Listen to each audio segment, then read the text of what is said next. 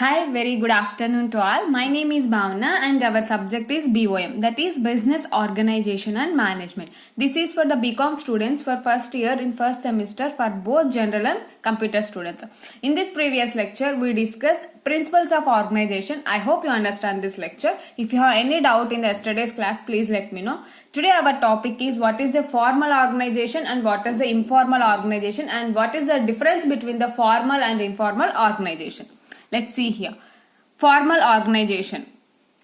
Formal organization refers to the structure of well-defined jobs, each bearing a definite measure of authority, responsibility and accountability. Formal is nothing but there is a correct structure. Before we starting into a business organization, first we have to plan. Our next step is organizing. Organizing means the activities which are similar to each other, we have to group all these activities in a single way. Like that, formal organization is nothing but already before starting our work, we have well prepared the structure. Means there is a top level management. Who are in the top level management? What are the duties?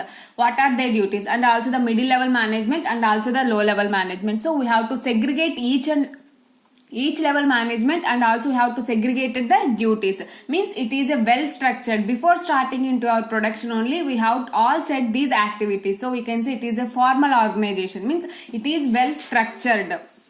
Formal organization refers to the structure of well defined jobs. Means already we have to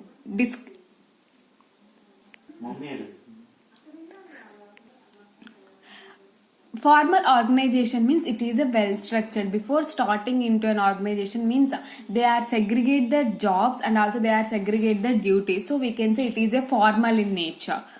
Formal organization refers to the structure of well defined jobs, each bringing a definite measure. Means in formal organization we have to measure each and in every individual duties and responsibilities because it is well structured.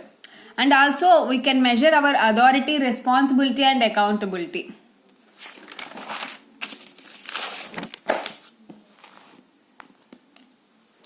The structure is concisely designed to enable the people of organization to work together.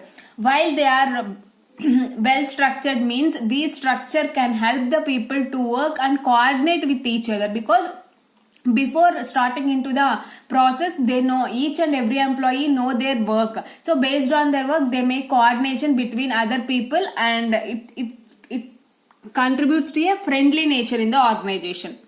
The structure is concisely designed to enable the people of organization to work together in accomplishing the common objectives. Means while they are working, means the structure is very helpful for achieving the organizational common objectives, means common goals. Committees, project teams, task force, departments, etc. are example of formal groups. What are formal groups? They form in every organization. There are different committees and project teams. There are different project teams, task force, departments, etc. These are all comes under the formal group. What is a formal group? Formal group or formal organization is nothing but it is a well structured and means they segregate their work according to their qualification and specialization. Before starting into the process, it is like well structured. Next, what are the features of formal organization? There are some features of the formal organization. Let's see here. It is the result of deliberate managerial planning. Deliberate means it is a continuous. For managerial planning means for decision making. It is while they are forming a formal organization means for correct decision making they are forming a formal organization. It is based on principles of division of labor and specialization. Already we discussed in principles of organization.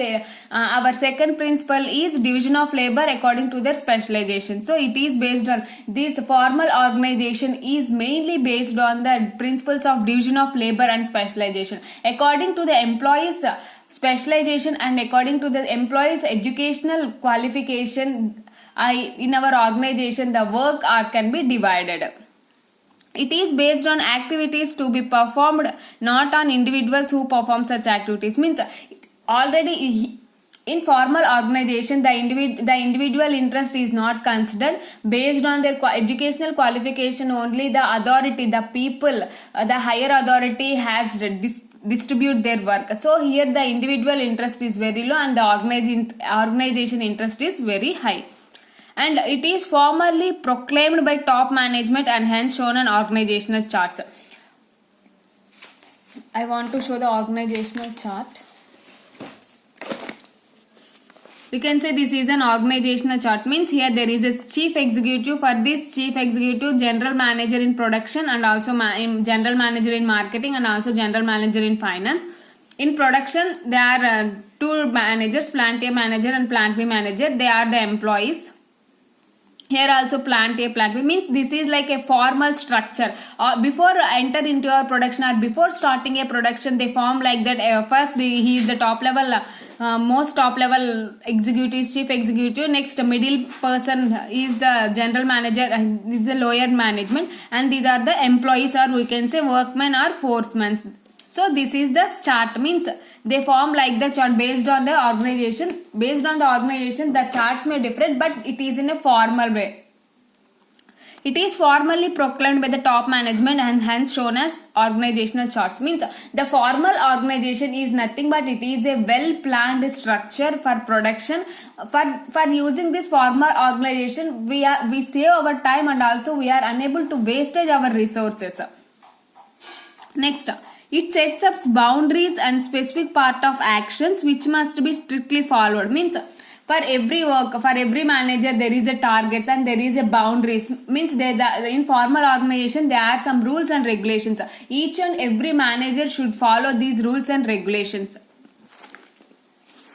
These are the features of formal organization. What are the features? Mainly it is used for decision making. By using in formal organization, the decision making is very helpful for taking a right decision. So it is the result of deliberate managerial decision. Deliberate means continuous. Deliberate means we can conclude based on this formal structure, we can conclude and we can take a decision. Next, it is based on principles and division of labor and specialization. Already we discussed in principles of organization. Our second principle is division of labor and specialization. So based on the employees educational qualification and also the specialization, we can divide their work. For that we can increase the efficiency of the work only. Our third feature is it is based on activities to be performed or not individuals who perform such activities. Means it is based on activities to perform, not the individual interest. It is an organizational interest, means the top level management only divide the work, not individual. Suppose one employee says I want to do the work, so there is no right to say that can employee. Means it's organization, which organization has to divide the work, then only the employee can do the work.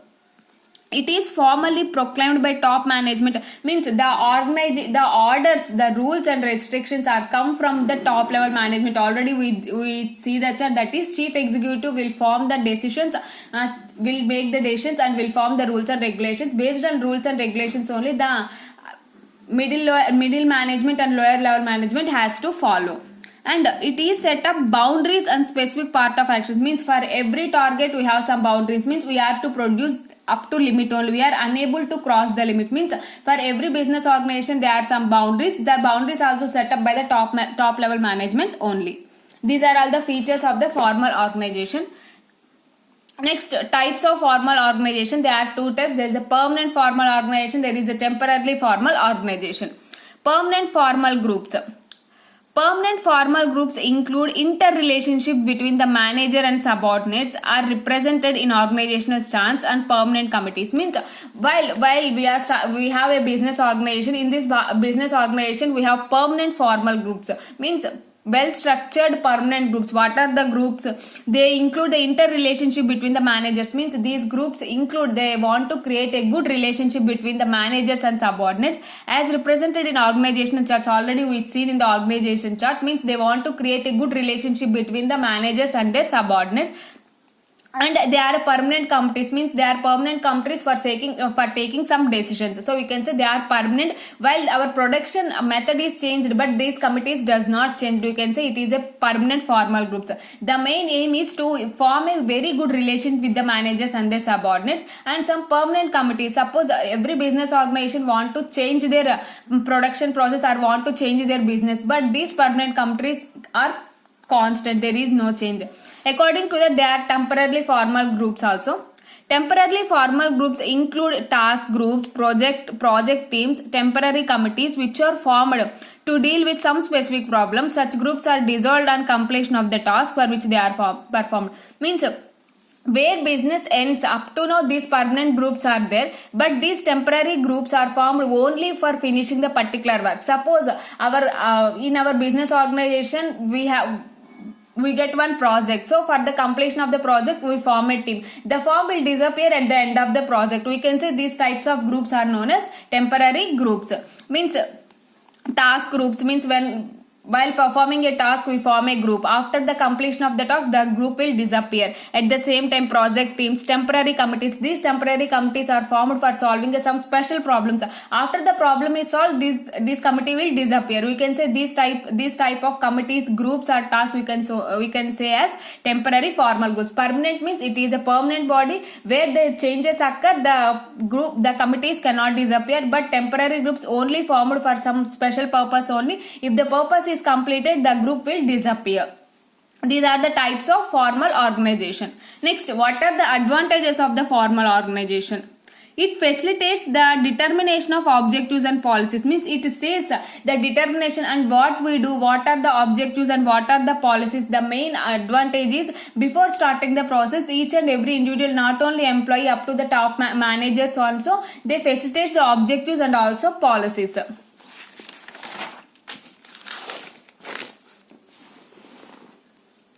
Coordination becomes easy as objectives are specific, because here the objectives are very specific, so coordination between the people is easy because it is a formal. Means it is a structure. First the information is passed from top level to next middle level, next lower level, like that. Here the communication and coordination is very easy in formal structure. Next, it develops managerial skills. Means the formal structure develops managerial, means decision making skills and also problem solving skills. Next, it avoids excessive concentration of power in a single hand. Means the complete power is not in the single hand. It avoids excessive concentration of power. Means there is a top level management, but the power is distributed to middle level and lower level too. So the power is not completely in the hands of one people. It leads to consistency and uniformity in the organization. Means they maintain very discipline, they maintain a consistency and uniformity. Uniformity means treat each and every employee should be equal. There is no relationships, there is no partiality. So we have to treat each and every employee should be equal.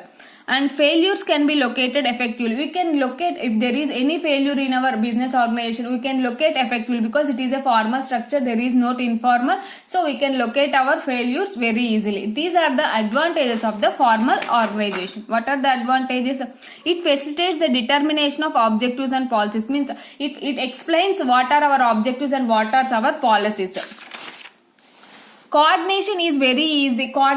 In formal structure, the coordinating the people is very easy, and also it develops the decision making skills and also problem solving skills. It avoids excessive concentration of power in a single hand. Means complete power is in single hand, but the decision making power is based on the different production managers too. It leads consistency, it maintains the consistency. Means consistent and in the same way we want to produce. And also uniformity, we have uniformity means each and every employee should be equal in the organization. It maintains consistency and also uniformity. Failures can be located effectively. We can easily understand the failures, why the failure occur in the organization, so we can find the failures, and for that we try to not repeat in the organization. So these are the advantages of the formal organization. Next, there are some disadvantages of formal organization. Formal organization restrict individual freedom. Means here the individual freedom is restricted. Means only the top level management has to take decision. Here the employees own decisions may not consider the top level management.